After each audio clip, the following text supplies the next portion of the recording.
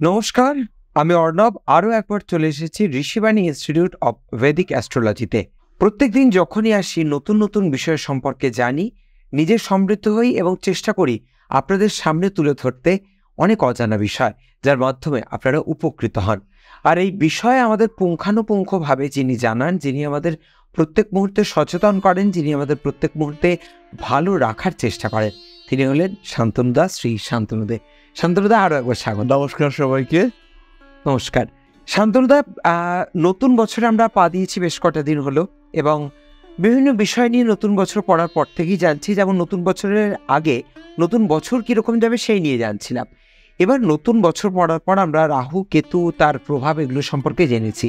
কিন্তু আজকে যে বিষয়টা নিয়ে জানতে চাইবো, সেই বিষয়টা অনেক, শুধু আমার কেন, অনেক মানুষের কাছে একটা প্রশ্নের জায়গা। আমরা ছোটবেলা থেকে একটা কথা, চলতি কথা শুনে আসি, গ্রহণ, এবং গ্রহণের সময় অনেক গ্রহণের ওপর রাহুর প্রভাব পড়ে, এবং রাহু নানা রকম ক্রিয়াকলাপ ঘটিয়ে থাকে। এটা আমাদের একটা চলতি কথায় গ্রহণ সম্পর্কে ধারণা আছে।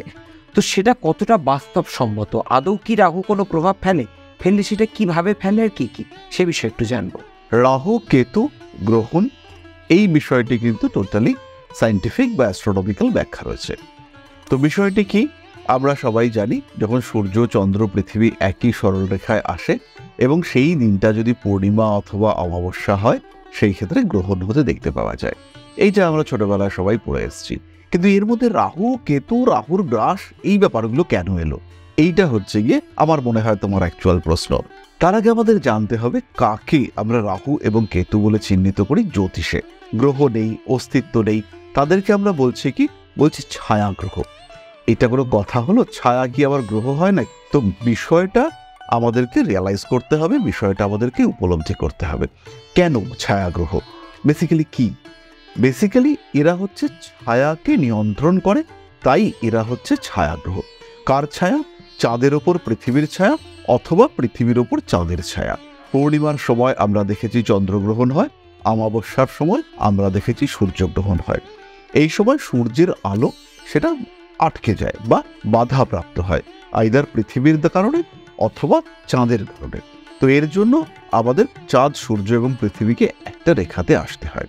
এবার আমাদের যে অরবিটাল সিস্টেম, যে হিসেবে আমরা আপেক্ষিক গতি বিবেচনা করি, সেটা হচ্ছে পৃথিবী কেন্দ্রিক। পৃথিবী থেকে আমরা ক্যালকুলেট করি যে কিভাবে প্ল্যানেটারি মুভমেন্ট হচ্ছে। তো পৃথিবী থেকে সূর্যের যে মুভমেন্ট আমরা দেখতে পাই, তার তো একটা প্লেন আছে, অরবিটাল প্লেন আছে।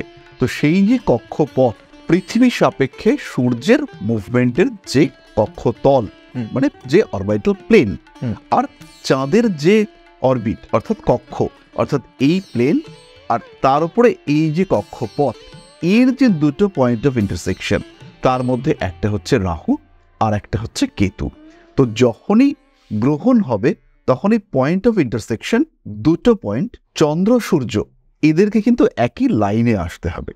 অর্থাৎ চাঁদ, সূর্য, রাহু, কেতু, এরা একটাই অ্যাক্সিসে থাকবে। যদি চাঁদ সূর্য একই ঘরে একই সাথে থাকে, তাহলে সেটা হচ্ছে সূর্যগ্রহণ। আর যদি জাস্ট অপোজিশনে থাকে, যে সূর্যের সাথে রাহু রয়েছে বা সূর্যের সাথে কেতু, চন্দ্রের সাথে রাহু, এই কম্বিনেশন যদি হয়, তাহলে সেটা চন্দ্রগ্রহণ হবে। তাহলে এই যে সিস্টেমেটিক অ্যাপ্রোচ, এর ফলে কি হচ্ছে, দেখা যাচ্ছে যে গ্রহণের সময় সূর্য ঢাকা পড়ে যাচ্ছে, বা সূর্য অদৃশ্য হচ্ছে, বা চন্দ্র অদৃশ্য হচ্ছে। সেটাকেই আমাদের পুরাণ কাহিনীকার যারা রয়েছেন, তারা বলেছেন যে রাহু গ্রাস করে নিল। এই যে রাহু, তার গ্রাসে চন্দ্র এসে পড়লো বা সূর্য এসে পড়লো। বেসিক্যালি এরা যে একটা লাইনে আসছে, পূর্ণিমা বা অমাবস্যার সময় এরা একই লাইনে আসছে, সেটাকেই ডিসক্রাইব করবার জন্য এই রাহু কেতু অ্যাক্সিস, এটাকে কল্পনা করা হয়েছে। এবং খেয়াল রাখতে হবে, রাহু কেতু এরা কিন্তু আমাদের কনসিয়াস, সাবকনসিয়াস মাইন্ড, এদেরকে কন্ট্রোল করে। সূর্য, চন্দ্র আমাদের আত্মিক প্রবৃত্তি, আমাদের মানসিক চেতনা, আমাদের কনসিয়াস মাইন্ড, এদেরকে কন্ট্রোল করে সূর্য এবং চন্দ্র। আর তার সঙ্গে রাহু কেতু, এদের যে অ্যাটাচমেন্ট, আমাদের যে মনের অনুভূতি, মনের অভিব্যক্তি, তার কিছু বাহ্যিক প্রকাশ রয়েছে, কিছু আভ্যন্তরীণ প্রকাশ রয়েছে। একজন মানুষ সাংঘাতিক খেতে ভালোবাসে, আমরা কি বলি চোখের খিদে। এই চোখের খিদে ওয়ার্ডটা, পেটের খিদে সত্যি সত্যি খিদে, খাওয়ার পরে মনে হলো আরেকটু খাবো। এই যে চোখের খিদে, এর কারক হচ্ছে রাহু। পোশাক পরিচ্ছদ, জামা কাপড় সবই রয়েছে, কিন্তু শান্তি নেই। কারক গ্রহ হচ্ছে কি রাহু। এই যে আনকন্ট্রোলড বিহেভিয়ার, এই আনকন্ট্রোলড বিহেভিয়ার এইটা হচ্ছে গিয়ে কারক রাহু। আর যখন এই বিহেভিয়ারটাই হয়ে যায় আনকনশিয়াস, আমি কি করছি আমি বুঝতে পারছি না, নিজের উপর নিয়ন্ত্রণ হারিয়ে ফেলেছি, বুঝতে পারছি না কি করা যাবে, কি করা উচিত, সেই পজিশন, সেই সিচুয়েশন কন্ট্রোল কেতু। তাহলে একটা হচ্ছে আনকন্ট্রোলড আর একটা হচ্ছে আনকনশিয়াস। তো এই আনকন্ট্রোলড আর আনকনশিয়াস এই চক্করের মধ্যেই কিন্তু যত অশান্তি রয়েছে। তাহলে এই রাহু এবং কেতু অর্থাৎ আমাদের এই যে মুন্ডু, তার মধ্যে রয়েছে চোখ, কান, নাক, জিভ, ত্বক। দেখতে পাচ্ছি আরে ওই তো রসগোল্লা, ওটাই খাবো, কিন্তু দেখতেই পাচ্ছি না, আমি জানিই না যে ওটা রসগোল্লা। কেউ যদি মুখে ঢুকিয়ে দেয় তাহলেই একমাত্র অনুভূতি রয়েছে, বা কোনোভাবে যদি শরীরের মধ্যে প্রবেশ করে তাহলে স্বাদটা পাবো। কিন্তু কেতুর ক্ষেত্রে স্বাদটুকুও নেই। তাহলে এমন একটা সত্তা যেটা টোটালি আনকনশিয়াস। যেহেতু সময় আমাদের হাতে সীমিত, তাই আমরা রাহু কেতুর আর ডিটেলিংয়ে আজকে যাব না। আমরা তোমার পরের প্রশ্নে এবার চলে আসব। এরপর যেই জিনিসটা তোমার কাছ থেকে জানতে চাইবো শান্তনুদা, রাহু এবং কেতুর রিসেন্ট কোনো মুভমেন্ট হচ্ছে যেটা বিশেষভাবে কোনো প্রভাব ফেলবে? এটা তো বিরাট মুভমেন্ট হচ্ছে। প্রথমেই আমরা বলি পয়লা বৈশাখ আমরা সবাইকে শুভ নববর্ষ জানিয়েছি, কিন্তু এই শুভ নববর্ষের দিনই একটি অশুভ ঘটনা ঘটেছে। পয়লা বৈশাখের দিনই রাহু এবং শনি এরা একে অপরকে অতিক্রম করেছে। ফলে এটা কিন্তু কালপুরুষ বা ন্যাচারাল জোডিয়াকের জন্য বিরাট বড় একটা ইভেন্ট। এরপরে আমরা দেখব 18ই মে রাহু মীন রাশি ছেড়ে কুম্ভে প্রবেশ করছে এবং কেতু কন্যা ছেড়ে সিংহতে প্রবেশ করছে। এটা কন্টিনিউয়াসলি চলতে থাকবে এবং এই কন্টিনিউয়েশনটা চলবে 5 ডিসেম্বর 2026 পর্যন্ত। অর্থাৎ প্রায় 1.5 বছর আমরা সিংহ রাশিতে কেতুকে, কুম্ভ রাশিতে রাহুকে দেখতে পাবো। আমরা শুনলাম। এরপর যে এই জিনিসটা জানতে ইচ্ছে করছে, আমরা বিভিন্ন রাশি নিয়ে প্রত্যেকদিন জানতে চাই।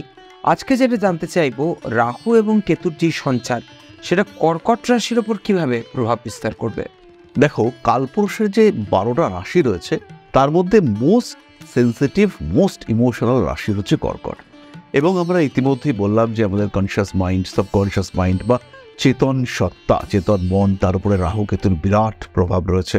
তাই যাদের উপরে এই ইম্প্যাক্ট পড়বে তাদের মধ্যে অন্যতম হচ্ছে কর্কট রাশি বা লগ্নের মানুষরা। কর্কটের 8 নম্বর ঘরে রাহু আর কর্কটের 2 নম্বর ঘরে কেতুর অবস্থান। অনেকগুলি প্রমিনেন্ট ইভেন্ট আমরা দেখতে পাবো কর্কটের সাথে। আত্মীয় পরিজন, কুটুম্ব এদের সঙ্গে কেন যেন ধীরে ধীরে দূরত্ব সৃষ্টি হয়ে যাচ্ছে। কোনো না কোনো কারণে আত্মীয় পরিজনদের সঙ্গে একটা ডিটাচমেন্টের সম্ভাবনা। তাদের সঙ্গে দীর্ঘদিন খুব ভালো সম্পর্ক ছিল, হঠাৎ করেই যেন তাদের সঙ্গে কেমন মতের আর মিল হচ্ছে না, দূরত্ব তৈরি হচ্ছে। এবং কর্কটও চাইছেন যে তোকে আর দরকার নেই, এরকম একটা মেন্টালিটি নিয়ে চলতে। টাকা পয়সা, মানি ম্যানেজমেন্ট কর্কট ভুল করবেন। দ্বিতীয় কেতু, কর্কট কনফিউজড হবেন, কি করা উচিত, কোন দিকে যাওয়া উচিত, কোথায় টাকাটা ইউটিলাইজ করা উচিত, সেইখানে কর্কট ভুল করবেন। এবং ব্যবহারটা করবার পরেই কর্কট বুঝতে পারবেন যে ভুল হয়েছে, এবং কিছুটা সময় ওয়েট করলে এই ভুলটাকে ঠিকই রূপান্তরিত করা যেতে পারে। কিন্তু সেটা করতে ব্যর্থ হবেন কর্কট, কারণ তার উপরে কেতুর একটা ইম্প্যাক্ট রয়েছে। তার মানি, তার সেভিংস, তার মুভেবল প্রপার্টি, অ্যাসেট, সেগুলোর উপরে কেতুর একটা প্রভাব রয়েছে। ফলে হিউজ কনফিউশন এখানে কাজ করবে। কথাবার্তার ক্ষেত্রে কিছুটা অসংলগ্নতা, কমপ্লিটনেসের একটা অভাব, এটা আমরা কর্কটের ক্ষেত্রে দেখতে পাবো। কর্কট রাশির বহু মানুষ, তাদের ক্ষেত্রে কিছু স্কিন প্রবলেম দেখতে পাওয়া যাবে, স্পেশালি ফেস, মুখমণ্ডলে ত্বকের সমস্যা, র্যাশেস বেরোতে দেখতে পাওয়া যাবে। কিছু কিছু মানুষের ক্ষেত্রে তারা দেখবেন প্রবলেমটা হচ্ছে ফেশিয়াল স্কিনে, কিন্তু অ্যাকচুয়ালি প্রবলেমটা সোর্স হচ্ছে পেট। তারা স্কিনের ট্রিটমেন্ট করবেন, কিন্তু গন্ডগোলটা হয়ে রয়েছে পেটে। ফলে এই প্রপার ডিটেকশন এটা না হওয়ার কারণে প্রপার ট্রিটমেন্ট হবে না। তারা যতই ক্রিম, যতই চেষ্টা করুন না কেন, সেখানে কিন্তু একটা হচ্ছে না, এই ব্যাপারটা থেকে যাবে। এরপর আমরা চলে আসি আরেকটু জটিল জায়গায়, যেটা হচ্ছে 8th হাউসে রাহু রয়েছে। তো রাহু 8th হাউসে নেগেটিভ ইম্প্যাক্ট ক্রিয়েট করবে। কর্কট রাশি বা কর্কট লগ্নের যারা মানুষ রয়েছেন তারা কিন্তু এই 8 নম্বরে রাহুর জন্য বিভিন্ন ধরনের নেগেটিভ থটস, বিভিন্ন টাইপের বিষয়, ওভার থিঙ্কিংয়ের টেন্ডেন্সি এর মধ্যে থাকবেন। কর্কট রাশির মানুষদের মধ্যে লোন নেওয়ার টেন্ডেন্সি বাড়বে এবং সিচুয়েশনগুলোকে কন্ট্রোল করতে পারছেন না কর্কট, এবং তার জন্য কিছুটা লোন নিয়ে ব্যাপারটাকে ঠিকঠাক করবার একটা চেষ্টা, এটা কর্কটের ক্ষেত্রে দেখতে পাওয়া যাবে। তবে যেহেতু রাহুর কারণে এই প্রচেষ্টা, ম্যাক্সিমাম ক্ষেত্রে এই প্রচেষ্টা কিন্তু ডিস্টার্ব হতে পারে। দরকার একটা সলিড দশা। যদি একটা ভালো দশা পাওয়া যায়, অষ্টমে রাহু, সে 7 পুরুষ আগের কোনো একজন মানুষের সম্পত্তি, সেটা হচ্ছে গিয়ে পাইয়ে দিতে পারে। অষ্টমে রাহু গত 5 বছর ধরে সম্পত্তির নিষ্পত্তি হচ্ছে না, এমন একজন অফিসার এলেন যে তিনি এসে 7 দিনে নিষ্পত্তি করে দিলেন। শুধু দরকার একটু পাওয়ারফুল দশার সাপোর্ট। অষ্টমে রাহু পারিবারিক সম্পত্তি, লোন পাওয়া ইত্যাদির ক্ষেত্রে বিরাট সাপোর্টিভ রেজাল্ট দিতে পারে। সারা জীবন লটারি কেটেছে, একটা টাকা পায়নি একজন জাতক, সে এই অষ্টমে রাহুর মুভমেন্ট হয়েছে, সে হচ্ছে গিয়ে একদম প্রথমে 1 কোটি টাকার লটারি সেটা পেতে পারে। তো দরকার যেটা, সেটা হচ্ছে জন্মকুণ্ডলিতে রাহুর একটা বেনিফিশিয়াল অবস্থান আর তার সাথে একটা সাপোর্টিভ দশা। সেই ক্ষেত্রে রাহু কিন্তু জীবন চেঞ্জ করে দিতে পারে। 8 নম্বর ঘরে রাহু থাকার কারণে তার দৃষ্টি পড়বে 4th হাউসে। এই 4th হাউসে দৃষ্টি পড়ার কারণে বাড়িতে কিছু বাস্তু ডিফেক্ট ক্রিয়েটেড হতে পারে। বাড়িটা চেঞ্জ করলাম, বাড়িতে কিছু একটা নতুন ফার্নিচার নিয়ে এলাম, হতেই পারে একটা ফ্রিজ নিয়ে এলাম, এমন জায়গায় রাখলাম ফ্রিজটা, তার জন্য পুরো নর্থ ইস্ট কর্নারটা ড্যামেজ হয়ে গেল। এই টাইপের বাস্তু ডিফেক্ট ক্রিয়েটেড হতে পারে। এছাড়া 8 নম্বর ঘরটা থেকে আমরা বাধা, বিপত্তি, অ্যাক্সিডেন্ট এগুলো দেখে থাকি। কিছু সময় বদনাম, হতাশা, দুর্নাম এগুলোও আমরা 8 নম্বর ঘর থেকে দেখে থাকি। ঘরগুলো থেকে নির্দেশিত যে বিষয়, অর্থাৎ ডিফেমেশন, হঠাৎ আঘাতপ্রাপ্তি, এগুলোও কিন্তু কর্কটের ক্ষেত্রে হতে পারে। বিরাট ঢাইয়া থেকে কর্কট মুক্তি পেলেন, বড় চাপ গেল কর্কটের ওপর থেকে। এবার সেখান থেকে মুক্তি পেলেও 8 নম্বর ঘরের রাহুর অবস্থানের কারণে কর্কটকে কিন্তু ভীষণ ভীষণ সাবধান হতে হবে এবং কর্কটকে বুঝতে হবে যে আমি কিছুটা হলেও প্রবলেমেটিক সিচুয়েশনের মধ্যে রয়েছি। বিষয়টা ভয়ের নয়, বিষয়টা কিন্তু সাবধানতা। কর্কটকে প্ল্যান করতে হবে, কি করব, কোন দিকে যাব, কোন পথে থাকব, এবং এই প্ল্যানের মধ্যে বেশ বড় একটা পার্ট থাকবে রিস্ক ম্যানেজমেন্ট। আমি যে কাজটা করছি সেখানে যেন কোনো রকম রিস্ক না থাকে। একজন মানুষ পরীক্ষা দিতে আসছেন, বর্ধমান থেকে পরীক্ষা দেবেন এবং দুপুর 12টা থেকে পরীক্ষা। বর্ধমান থেকে কলকাতা আসতে 4 ঘন্টা টাইম লাগে। তা উনি দুপুর 12টায় পরীক্ষা উনি ঠিক করলেন, তাহলে আমি 8টায় বেরোলে পরেই আমি আরাম করে পৌঁছে যাব। কিন্তু একদম ভুল। এই সময় কিন্তু করতে হবে যেটা, 12টায় পরীক্ষা, আমি আগের দিন বেরোবো। আমার কাছে প্ল্যান বি রয়েছে, যদি কোনো কারণে সাকসেসফুল হতে না পারি তাহলে পরের দিনটা আমার কাছে আসছে, কিন্তু আমি কোনোভাবেই দিনের দিন এটা বেরোবো না। এই টাইমে এই যে রাহু 8th হাউসে রয়েছে, রাহু কিন্তু সিস্টেমগুলোকে ডিস্টার্ব করিয়ে দেবে, এবং রাহু যে সিস্টেমকে ডিস্টার্ব করিয়ে দেবে সেটা কিন্তু ঠিক করা যাবে না। এই যে ব্যাপারটা, এটা কিন্তু আমাদের খেয়াল রাখতে হবে। এবং কর্কট রাশির প্রত্যেকটা মানুষকে তাদের কিন্তু পরিকল্পিতভাবে সাবধানতা অবলম্বন করতে হবে এবং জীবনের প্রত্যেকটা ঘটনাকে সিস্টেমেটিক ওয়েতে নিয়ে যাওয়ার চেষ্টা করতে হবে। আর আপনাদের সিস্টেমেটিক ওয়েতে পরিচালনা করতে পারেন যিনি, তার সঙ্গেই আমরা এতক্ষণ কথা বলছিলাম, শান্তনুবাবু, শান্তনু দে। আপনারা অবশ্যই যেই নাম্বার দেওয়া রয়েছে সেই নাম্বারে কন্ট্যাক্ট করতে পারেন, করে আপনাদের যা পরামর্শ নেওয়ার সে পরামর্শ তো নিতে পারেনি। তার পাশাপাশি যারা এই জ্যোতিষশাস্ত্র নিয়ে পড়াশুনো করতে চাইছেন বা আগামী দিনে এটিকে পেশা হিসেবে বেছে নিতে চাইছেন, শান্তনুদা তুমি তাদের কি সাজেস্ট করবে? যারা জ্যোতিষ শিখতে চাইছেন, এটা একটা ভীষণ সাপোর্টিভ পেশা। এবং পার্সোনালি যদি আমি নিজের কথা বলি, তাহলে আমি তো বহু কাজ করি, বিভিন্ন সময় বিভিন্ন রকম কাজ করেছি, কিন্তু অ্যাস্ট্রোলজি ফিল্ডে যে স্যাটিসফ্যাকশন পেয়েছি সেটা কিন্তু অন্য কোনো পেশাতে পাওয়া যায় না। তা যারা শিখতে চাইছেন তাদের জন্য প্রথম দরকার একটা প্রপার প্লেস যেখানে শেখা যাবে। আমাদের রয়েছে Rishibari institute of Vedic astrology. এখানে আমরা যেটা করেছি, বিগত 10 বছর ধরে পড়ানোর এক্সপেরিয়েন্সকে আমি একটা সিস্টেমেটিক ওয়েতে কনভার্ট করেছি। সিলেবাসটা একদম কম্প্যাক্ট সিলেবাস। জ্যোতিষের কাছে যখনই কেউ আসছেন তাকে জন্ম তারিখ, জন্ম সময় দিতে হচ্ছে। এবার একজন এলেন যার জন্ম তারিখটাই নেই, তাহলে জ্যোতিষকে হাত দেখতে হবে। তাহলে শুধু জ্যোতিষ শিখলে হবে না, হাত দেখাটাও শিখতে হবে। তাহলে কোর্সে এই দুটো অ্যাটলিস্ট থাকতে হবে। এইবার এসে বলছেন যে শান্তনুদা, ব্যবসা করছি কিন্তু কিছুতেই না প্রফিট আসছে না। আমি দেখছি ব্যবসার যোগ রয়েছে, দশা চলছে, সপ্তমপতি একাদশপতির অন্তর্দশা, তাহলে ব্যবসা তো ভালো হবে। কনফিউশন। তখন মনে হলো যে কেন ব্যবসাটা ভালো চলছে না, কেন দেখি তো নামটা কি রয়েছে। নিউমারোলজিতে করে দেখা গেল যে ওর যে ড্রাইভার নাম্বার এবং যে বিজনেসটা ড্রাইভার নাম্বার দুটো টোটালি ডিফারেন্ট। তখন আমাদের এই নিউমারোলজিটাও ক্যালকুলেশন করতে হবে। এবং দোকানে গিয়ে দেখতে পাওয়া গেল যে ও যে অ্যারেঞ্জমেন্ট করেছে দোকানটার, টোটাল বাস্তু ডিফেক্টিভ, তো সেই জন্য বাস্তুটাও জানতে হবে। তাহলে যদি একজন কম্প্যাক্ট ওয়েতে এটাকে প্রফেশন করতে চান, তাহলে তাকে অ্যাটলিস্ট এই 4টে বিষয় জানতে হবে: বৈদিক অ্যাস্ট্রোলজি, তার সঙ্গে হস্তরেখা, সংখ্যাতত্ত্ব এবং বাস্তুশাস্ত্র। এই টোটাল নলেজ থাকলে পরে তিনি ঠিকঠাক করে কাজ করতে পারবেন। তো এই 4টেকে নিয়েই আমরা কম্প্যাক্ট সিলেবাস তৈরি করেছি। ক্লাস চলছে অনলাইনে। যাদের পক্ষে এসে ক্লাস করা মুশকিল, তারা সরাসরি অনলাইনে ক্লাস করতে পারবেন। প্রত্যেকটা ক্লাসের রেকর্ডিং পাওয়া যাবে। অফলাইনেও ক্লাসের ব্যবস্থা রয়েছে। আমাদের যে আদিশক্তি পীঠ রয়েছে, সেই মায়ের পীঠ স্থানে একদম মন্দিরের মধ্যে বসে বৈদিক ঘরানাতে আমরা জ্যোতিষ শিখিয়ে থাকি। তো যাদের পক্ষে আসা সম্ভব তারা এসে করবেন। ফি স্ট্রাকচারও ভীষণ নমনীয়। যাদের পক্ষে আসা সম্ভব নয় তারা অনলাইনে ক্লাস করতে পারবেন।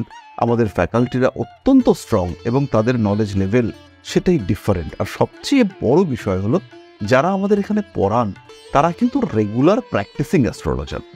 ফলে এই যে প্র্যাকটিক্যাল সাবজেক্ট, এর যে বাস্তবিকতা, সেইটাকে ওপেন করবার ক্ষমতা তাদের মধ্যে রয়েছে। সুতরাং যারা শিখতে চাইছেন, স্পেশালি যাদের কাছে কিছুটা সময় রয়েছে, তিনি গৃহবধূ হতে পারেন, তিনি একজন টিচার হতে পারেন, তিনি অন্য কোনো পেশায় যুক্ত থাকতে পারেন, একটু সময় যদি দিতে পারা যায় তাহলে পরেই কিন্তু এই সাবজেক্টটা শেখা যায়। আর সাবজেক্টটা একটু ভালোবাসতে হবে।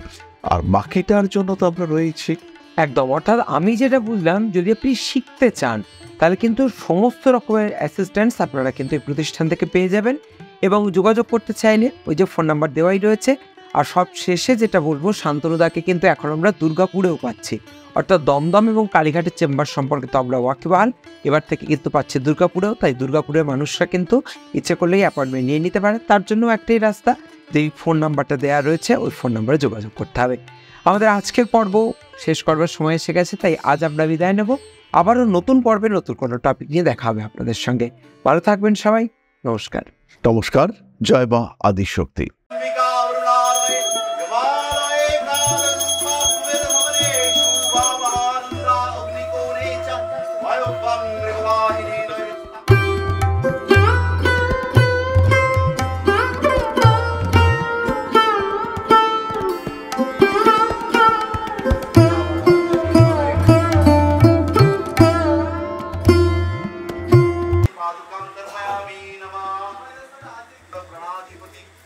दक्षिणा कालिका परिषदाय स्वाहा।